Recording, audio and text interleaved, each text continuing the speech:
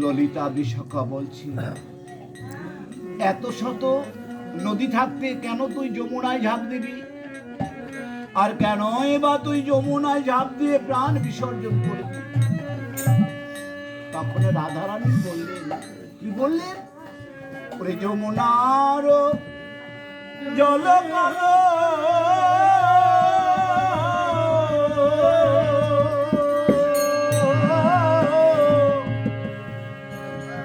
কৃষ্ণ কমল আখি,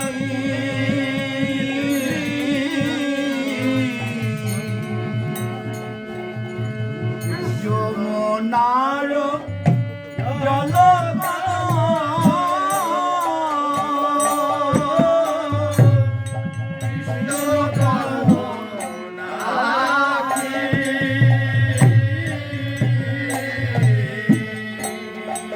কৃষ্ণ ভালো বাসি বলে কলঙ্কি, কৃষ্ণ ভালো বাসি বলে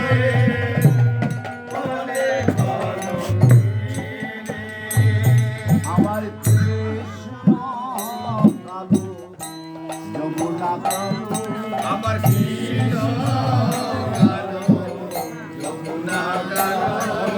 তাই তো আমি বাসি ভালো, ওই কৃষ্ণ কালো, যমুনা কালো। তাই তো আমি বাসি ভালো, কৃষ্ণ কালো, যমুনা কালো। তাই ললিতা বিশাখা বলেছে, ওগো রাধে, যদি যমুনায় তুমি প্রাণ বিসর্জন করো, তবে যে যমুনার কলঙ্ক হয়ে যাবে। লোকাচারে বলবে যমুনার পরে ঝাঁপ দিয়ে রাধারানী প্রাণ ত্যাগ করেছে। তাই যমুনাতে তুই প্রাণ বিসর্জন করিস না। তবে আমি কোথায় প্রাণ বিসর্জন করব? ললিতা বলছে, ওরে রাধে, যুগে যুগে জন্ম জন্মান্তরে তুই না চেয়েছিস আমার গোবিন্দ সেবা, গোবিন্দের ভজন সাধন। তবে কেন তুই এইভাবে মরতে চাচ্ছিস? বলছে, আমি যে গোবিন্দ ছাড়া থাকতে পারছি না। গোবিন্দ ছাড়া আমার যে হৃদয়ের মধ্যে দাও দাও করে আগুন জ্বলছে। আমার মনে পড়েছে,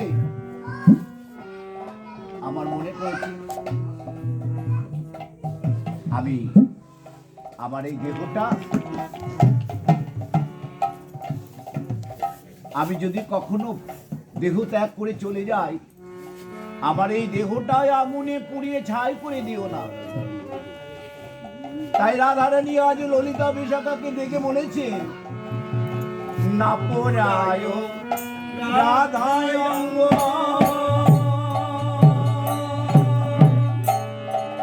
না ভাষায় জলে, না পোড়ায় রাধায় অঙ্গ, না ভাষায় জলে। মরিলে মা ইয়া রেখো তামারে দারে,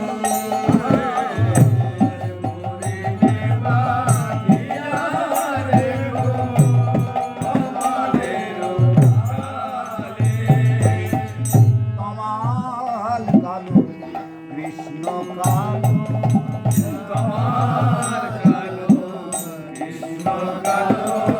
তাই তো আমি বাসি ভালো, কমাল কালো, কৃষ্ণ কালো।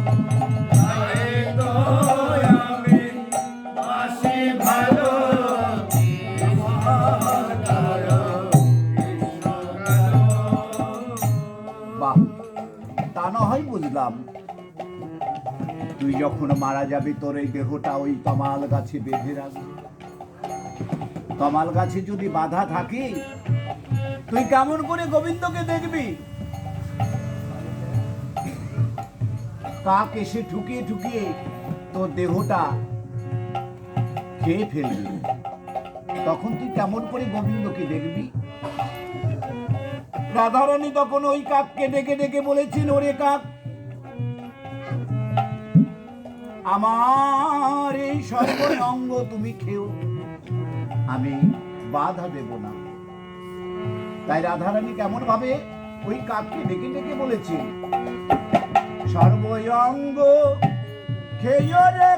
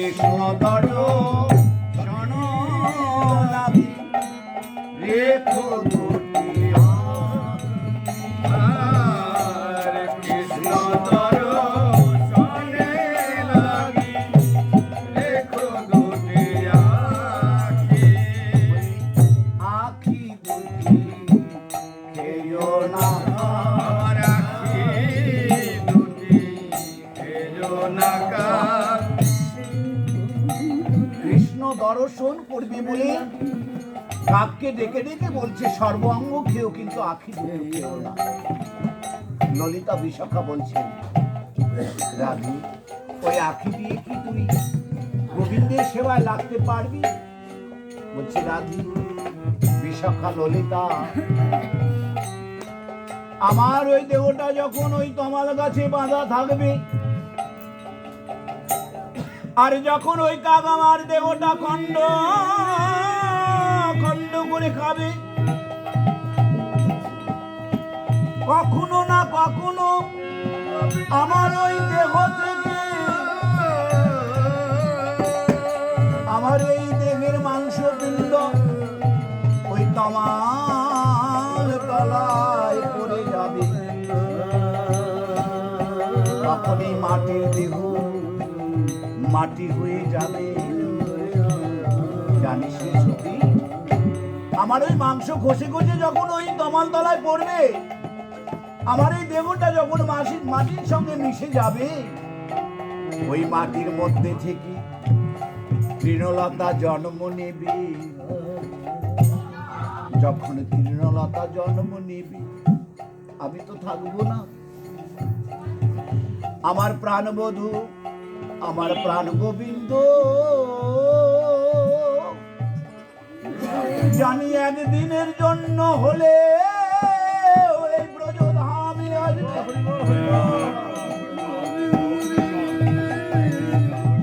আর এই ব্রজধামে এসে ওই ললিতা বিশাখা, তোরা শুনে রাখ, আমার গোবিন্দ যখন এই ব্রজধামে আসবে, তখন ওই শ্যামলী ধবলি সঙ্গে লইয়ে এই বনের মধ্যে শ্যামলী ধবলিকে সেবা করাবে। আমি যে তৃণলতা হয়ে জন্ম নিয়েছি, ওই তৃণলতা যখন শ্যামলী ধবলি সেবা করবে, বাড়িতে যখন ঘুরে যাবে, গোবিন্দ ওই শ্যামলী ধবলিকে নিয়ে যাবে। আমি যে তৃণলতা হয়ে ওই শ্যামলী ধবলির অঙ্গের মাঝে ঢুকে গিয়ে যখন মা যশোমতী আমার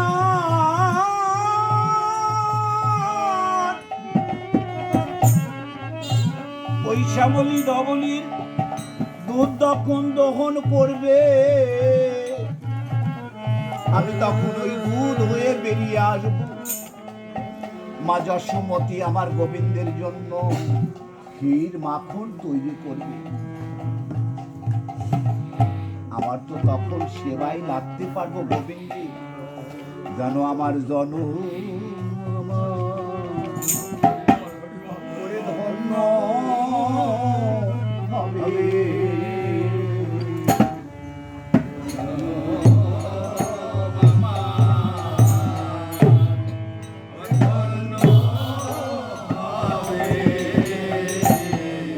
আমি গোবিন্দ সেবা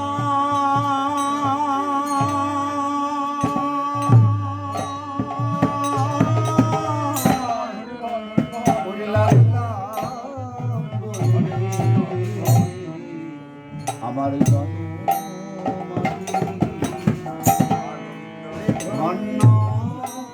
হবে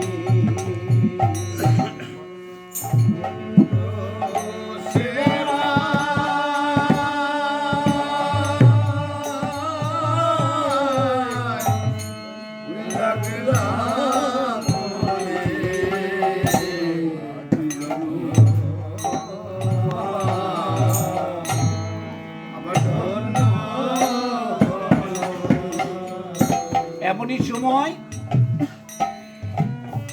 বৃন্দে সখী এসে উপস্থিত। যে বৃন্দে সখীকে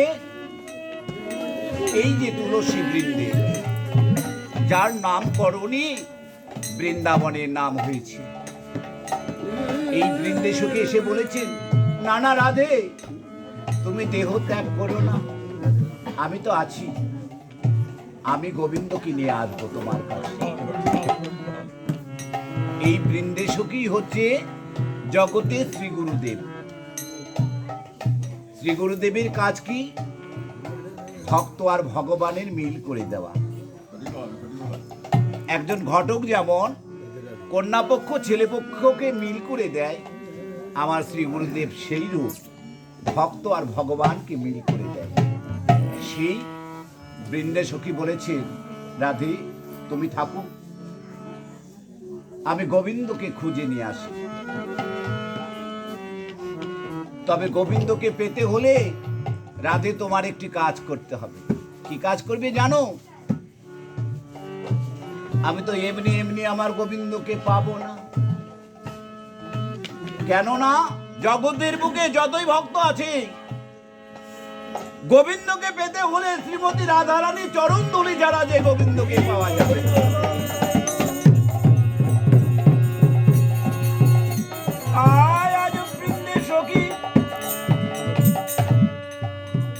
রাধারানীকে ডেকে বলল, ওগো রাধে,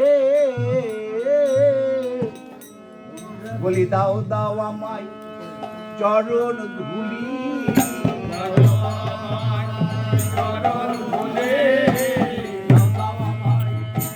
চরণ ধুলি, ওরে ধুলি লইয়ে আমি যাত্রা করি, চরণ ধুলি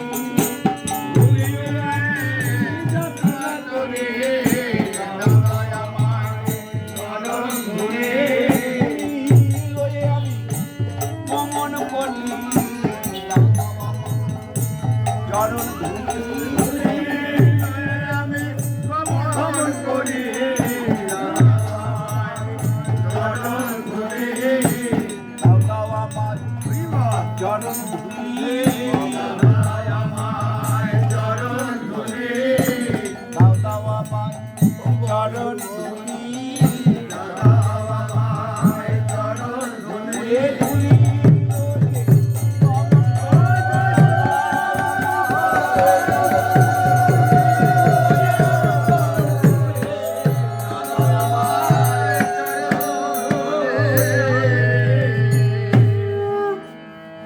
রাধারানীর চরণ ধুলি নিয়ে বৃন্দে সখী গমন করেছে। এবার মথুরার আশপাশে, রাজবাড়ির আশপাশে ঘুরছে। একজন সৈন্য তার আনাগোনা দেখে ধরে নিয়ে গেছে। কোথায় নিয়ে গেছে? দেখছেন সচ্চিদানন্দ বিগ্রহ ঘনশ্যাম অনাদিরাদি প্রাণ গোবিন্দ সিংহাসন আলোকিত করে বসে আছে। গোবিন্দকে বলছেন, গোবিন্দ, একজন ভক্ত এদিক ওদিক আনাগোনা করছিল, আমি তাকে ধরে এনেছি। গোবিন্দ জিজ্ঞাসা করছে যে তুমি কি চাও, কি হয়েছে তোমার? বলছে আমার একটি পাখি হারিয়ে গেছে। পাখি হারিয়ে গেছে, সেই পাখিকে খুঁজতে তুমি রাজদরবারে এসেছো। তাহলে পাখিটা কেমন? বলল যে তার চেহারাটা কালো বরণ। সেই পাখি আমার হারিয়ে গেছে। পাখিটা কি বলতো? সে কি বলতো জানো? সে যে রাধা ছাড়া বলে না রে, রাধা রাধা বলে ডাকে, রাধা রাধা বলে ডাকে, ওই প্রাণের পাখি, পাখি আমার রাধা রাধা বলে ডাকে।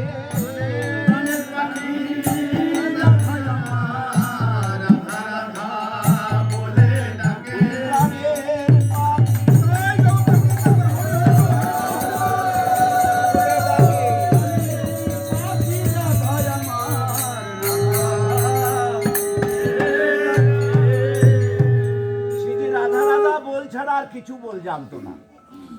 গোবিন্দ অন্তর্যামী, তিনি বুঝতে পারলেন বৃন্দে সখী এসেছে এই সখী রূপ ধারণ করে। তাই বৃন্দে সখীকে কানের কাছে গিয়ে বলল, বৃন্দে আর তুমি আমাকে প্রকাশ করো না, বুঝতে পেরেছি তুমি কেন এসেছো। যাও যাও, তুমি ফিরে যাও। আমি একদিনের জন্য হলেও, এক মুহূর্তের জন্য হলেও আমি রাধা রানীর সঙ্গে দেখা করি। তাই সেই সময় যে রাধা রানীর আত্মনিবেদন গোবিন্দের প্রতি, ওটা উদ্ধব দেখে তার অহংকার চূর্ণ হয়েছিল। এমন তো সময় সেই রাধা রানীর কৃপা বলে গোবিন্দ এসে রাধা রানীর কাছে দেখা দিয়েছে। রাধা রানীর কাছে যখন দেখা দিয়েছে, ব্রজধামের সকলেই তখন জয়ধ্বনি আর উলুধ্বনি করতে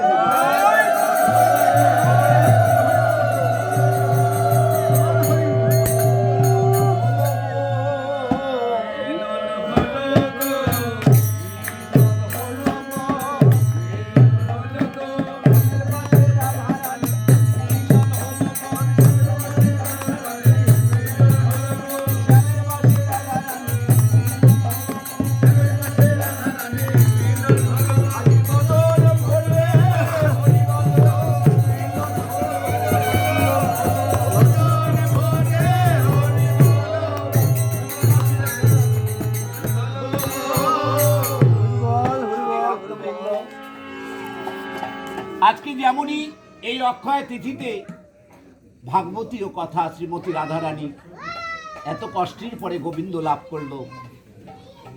আমি গোবিন্দের কাছে প্রার্থনা করে আজকের যে সাধু সঙ্গে ভক্ত সঙ্গে যারা এসেছেন, তারা যেন তেমনি ভাবেই আমার গোবিন্দকে লাভ করতে পারে। এই প্রত্যাশায় আজকের এই কৃষ্ণ কথার বিশ্রাম রাখছি। আপনাদের চরণে অনন্ত কোটি প্রণাম, ভুল ত্রুটি মার্জন করবেন। হরে কৃষ্ণ। সাধু গুরু বৈষ্ণব প্রণাম।